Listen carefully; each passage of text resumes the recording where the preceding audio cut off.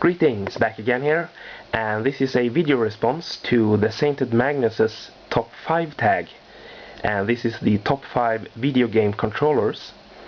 So I'm gonna list my 5 favorite controllers, but before I get to that I wanted to do an honorary mention, and this is by no means a great controller, but I really like the concept of it. And it's this one here, and this is for a Fairchild Channel F, or a Luxor video entertainment computer as it was called over here. And this is from a later model which had the detachable controllers, and the other ones had them hardwired. And what I like about this is that it has all the functionality built into just one stick here, and this acts as a regular joystick. You can move it in all 4 directions, and you can also twist it. And I know some joysticks today have that function where you can twist the handle, so this one has that. And on top of that you can also push it down, so it works as a button as well. So as I said, it's a very interesting concept, and it works pretty well, but unfortunately it didn't make it into my top 5 list. So let's move on. Alright, so number 5 on my list is the Sega Master System controller. And one of the reasons that I like this is because of its size. It's not too big, and that's perfect for me because I have somewhat small hands, so some of the larger and bulkier controllers, like the 3-button Mega Drive or Genesis controller, that feels a bit uncomfortable for me to use, but this is perfect. And I also like the design of it, like the straight lines and the black color, and also like the positioning of the buttons. A downside of this is that it lacks the start button, like most other controllers have.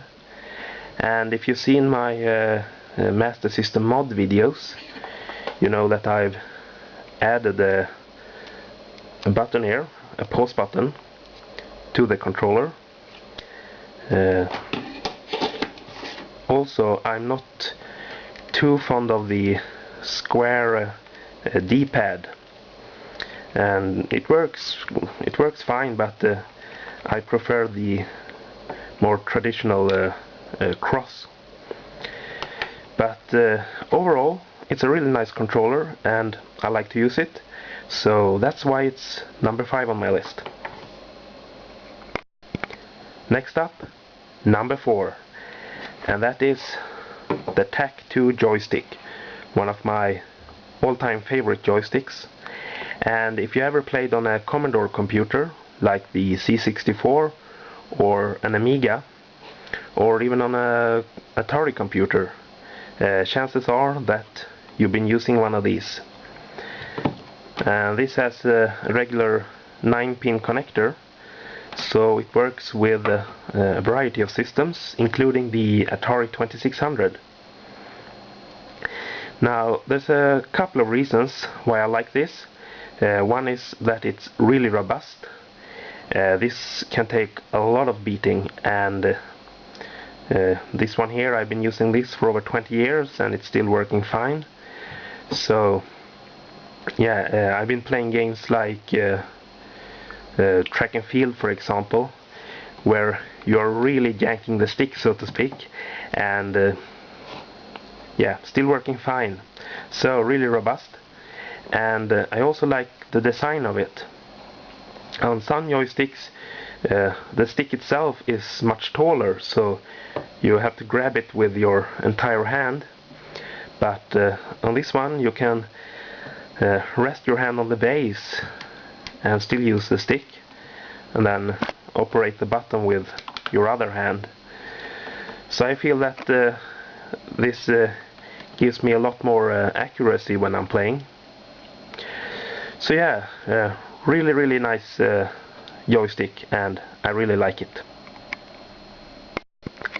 Moving on to number 3, and that is the Gamecube controller. Now this has a really good grip, and everything is positioned well, so there's no problem reaching any of the buttons or the thumbsticks. And I like the fact that the buttons are of different sizes and shapes, because that really helps you feel which button you are pushing. And the only real gripe I have with this one is that the left and right shoulder buttons to me feel a bit cheap when you push them. But other than that, it's a really good controller, fits very well in your hands, and I really like it. At number 2, we have the controller for the Xbox 360. Now this feels very well built. It has a good weight to it, doesn't feel flimsy in any way, and as with the GameCube controller, everything is well positioned except for the shoulder buttons, which I always find a bit awkward to reach. But that's just a very minor thing. And of course it's wireless, and usually I prefer wired controllers simply because I don't have to worry about the batteries running out and having to recharge them. But since you can also run this off of regular AA batteries, that's not really a problem, and the wireless does give you a lot of freedom to move around, so that's a good thing. So yeah, all in all, a really good controller, and I really like it. Alright, so my number 1 favorite controller, the Power Glove. I love the Power Glove. It's so bad. Nah, I'm just kidding. It's not the Power Glove. But it is a controller for the Nintendo Entertainment System, and it is the original NES controller.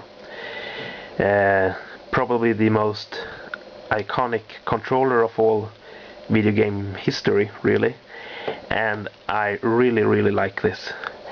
It has all the positive aspects of the Master System controller, plus the things that the Master System controller was missing, with the start button, the select button, and the cross-shaped D-pad. So yeah, not really much to say about it. It's a great controller, really responsive, and I love using it. So there you have it, my top 5 favorite video game controllers: the NES one, the Xbox 360 controller, the GameCube controller, the TAC2 joystick, and the Master System controller. And that's all I had to show you this time. So bye for now, and I'll see you soon.